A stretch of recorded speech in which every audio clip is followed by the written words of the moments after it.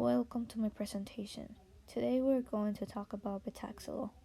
Betaxolol is a selective beta-1 receptor that is used in the treatment of hypertension and glaucoma.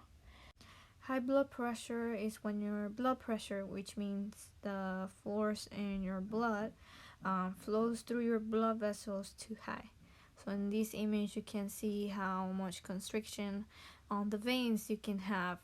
And in regards for that, you can get a lot of diseases and problems in the body, like high blood pressure itself, other things like heart attacks and problems in the heart, which is very problematic and is not safe. Glaucoma is an eye condition that can damage the optic nerve, to which is vital for good vision. The damage is caused by high pressure in the eye. Someone that has high blood pressure, in the body, they produce a lot of epinephrine. They normally bind to a receptor that induces or triggers hypertension and glaucoma.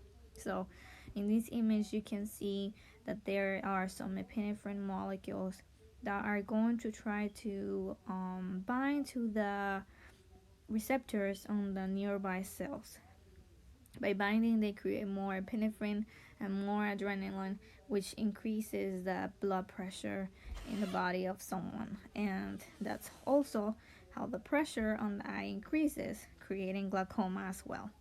So beta blockers like betaxolol will come in and keep epinephrine from binding by trying to block the receptor sites. One way that betaxolol binds is through hydrogen bonding at a normal pH.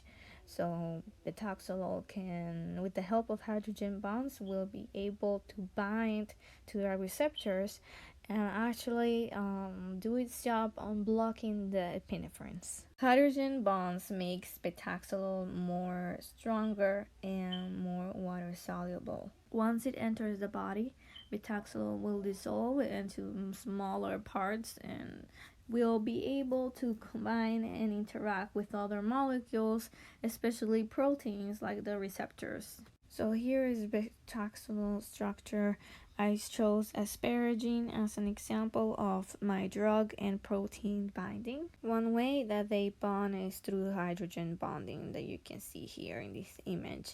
If the pH were to change to, let's say, a 7.4 like we did on our class, the nitrogen on my molecule will stay positive, so it will be a positive ion, and then betaxolol could bind to a protein or proteins that were negative charged, like glutamate, the one that I just shown on this example. As you can see, betaxolol has some polar bonds that helps the solubility and also makes it more effective for the drug to dissolve and do its job. Betaxolol also has some hydrophobic sections that I'm just showing you right now in the video. So these hydrophobic sections are going to interact with other non-polar proteins nearby. Betaxolol has some functional groups that can help on binding. For example, it has ammonium salt, alcohol, and 2 ethers and a aromatic ring. One example of a chiral carbon is highlighted, and on betaxolol there's 2 possible isomers.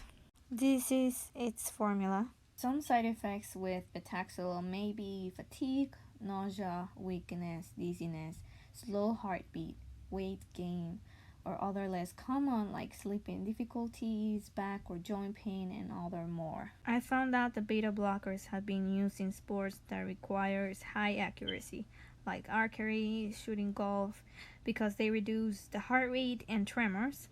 So beta blockers have been banned by the Olympic Committee. Thank you so much for watching.